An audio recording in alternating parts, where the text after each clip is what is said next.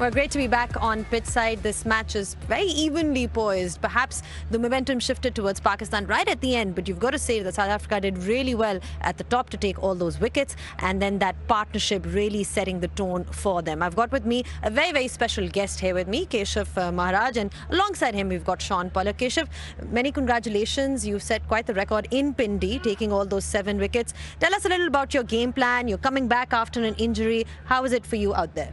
Yeah, it was really nice to be back in national colours. Yeah, the Pindi wicket starting off didn't turn as much as one expected. So, you know, good old-fashioned test cricket, try to bowl as many dot balls and keep the stump-to-stump line, you know, just to make the batters feel uncomfortable, and now and then through the odd wide one. And we saw the sort of deterioration, so I try to use the footmarks, especially to the left-handers. But yeah, it's a wonderful 2 days that it has been for us. I think yesterday we were probably even poised and we did really well this morning. And yeah, I suppose at the back end losing those 2 wickets weren't ideal, but still some good runs on the board. And you know, we've got a batter in at the moment, so hopefully he can capitalize on that. How difficult is it coming back from an injury and then coming straight to Pakistan and bowling out there? Just in terms of building your rhythm, what's the challenge there? Yeah, luckily enough, I had to play a domestic game before coming here, so I got 49 overs in 1 innings under the belt, so it was a nice sort of reintroduction to the longer format of the game, and then got to Pakistan, sort of acclimatized to the heat. Only bowled once before this because I had to manage myself and workloads, but it was nice to get a long ball. I feel like spinners, the longer the ball, the more sort of the better feel you get with the ball. So luckily enough, I got that, and I had a captain that supported me. Just talk to us about your pace that you used. We saw like probably the ideal pace on the last serve was 85 plus, but we saw a lot of your deliveries come like under 80 kilometers per hour. Was that something you were conscious of doing? Yeah, very much so. I think, you know, Lahore is a very different surface. I started off bowling a little bit quicker than normal, and I felt like it wasn't biting, so I tried to use the loop and sort of trajectories in the air, so hence changing the pace and sort of lowered my arm here and there to create a little bit of angle, and you know, found a little bit of turn at times with the slower pace. So yeah, I was just trying to be a deceptive through the air with a wicket that, you know, will spin as the game goes on, but for the first innings you have to rely on trajectory. Talk us about that lower arm one, because I've always thought it was the lower arm one to almost get it to slide on, but it actually was the one that was gripping. Yeah, look, I think the challenge that I have sometimes is bowling with a square seam. You know, I've gone to the sub previously and sort of struggled to do that. So I found that it helps me get a sort of squarer seam, which sort of reacts on these types of wickets, but also developing the one that's being able to skid on. Yeah, I look at Rangana Hirat, who has the ability to have do that, and, you know, sort of try to take a few pointers from him. So the lower trajectory and the arm action sort of helps from now and then on these type of pitches. Talking about the conditions then, you know, obviously you bowl in South Africa, coming here, you said there wasn't a lot of turn at offer. I mean, but what are the main changes that you're thinking in terms of adjustment when you are bowling out there? Pace is one of the things that we were discussing. Anything else that you specifically sort of think through? Yeah, I think the one thing apart from the pace is the consistency. I rely heavily on my consistency because I believe that on a wicket that's not giving me much, I have to be consistent, otherwise the batters find it easy to score. And I think good field sets. I think I do a lot of analysis work when I go back, so identifying areas where the batter scores, and, you know, with the consistency and identifying that, I'm able to do what I want to do during the game situation. You got the all-important wicket of Babar Azam as well. You know, you're talking about having certain plans. I mean, was there a specific plan against him? Because he's always a big wicket. Yeah, look, we know Babar's very proactive against the spin. I was fortunate enough to watch the whole of the previous test match and saw how he went about his business on a really difficult wicket for batters. So he have formulated a couple of plans. I think the last time I bowled to Babar, yeah, I got him out LBW, but, you know, he's obviously amended his game plan to me. Look, we don't bowl for silly point catches, but, you know, maybe the trajectory in the air forced that. Well, listen, we've got you getting on an age, okay? You're getting a little bit older and more experienced, but you must be inspired by someone who can make his test debut at 38 years of age and 300 days. So basically 300 or 39 years of age.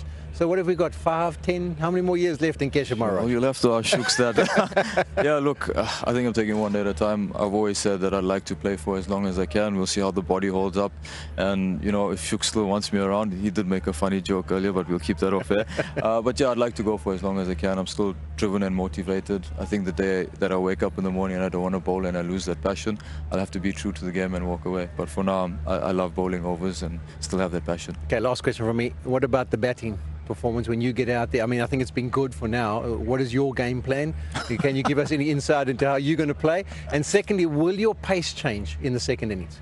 Yeah, look, from a batting perspective, I'll have to assess the conditions and see who I'm batting with and then play accordingly. But, you know, from a pace perspective, I think it is starting to get a little bit quicker. So, you know, I might have to still rely on the trajectories, but maybe a couple of Ks quicker. I'll have to assess when the ball comes. It's very different bowling with an older ball and newer ball here, which I found, you know, the second new ball yesterday at night started to grip a little bit more, and I still bowled at slower pace. So, you know, I'll have to assess and see. And, you know, it's a wonderful opportunity to watch the Pakistani spinners tomorrow to see how they go and then make an assessment accordingly. Cool. Well, thank you so much for your time. We're going to let you go now. Those tired legs, obviously, you've come from South Africa. I'm not talking about the age here.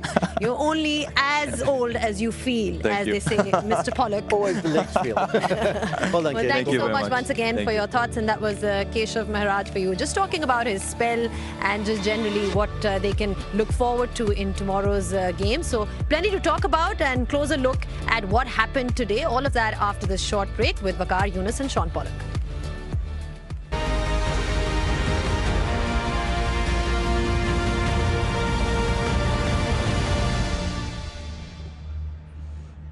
Welcome back on Pitchside. Just discussing how things went for Pakistan and South Africa on this day 2 of this Test series. We've now been joined by Waqar Younis. Waqar, 185 for 4 is how things are looking at stumps for South Africa.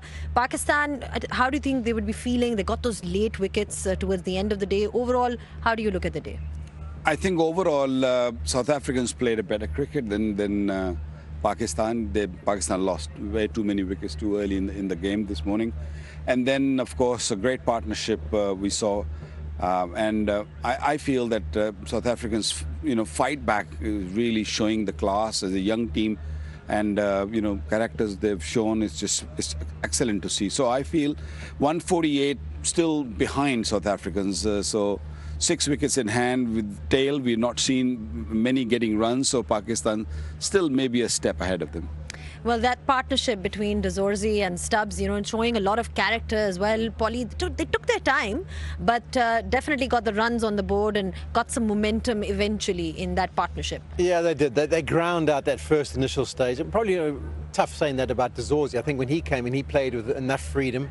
It was a bit of old-fashioned Test cricket, and sometimes you think the more time you spend out, you kind of break down the mindset of the bowlers that are operating against you. But to get a 100 partnership, eventually these are the shots, these are the positive ones. It doesn't paint the full picture because we saw a lot of defence and sound defence at times.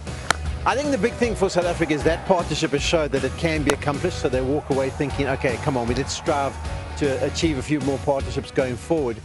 The other thing that they're going to look at is that there's 15 overs to go into that second new ball. So that needs to be negotiated properly and maybe really rotating the strike, picking up as many runs. Because I think once that second new ball's taken, we saw how effective Keshav Maharaj was, particularly against the tail. So if they've got a hard ball against the tail enders that'll come, I think this innings could be wrapped up quickly for South Africa. And they don't want to fall into that same scenario as what we saw from Pakistan. So this partnership will be key. Marco Jansen, he plays well.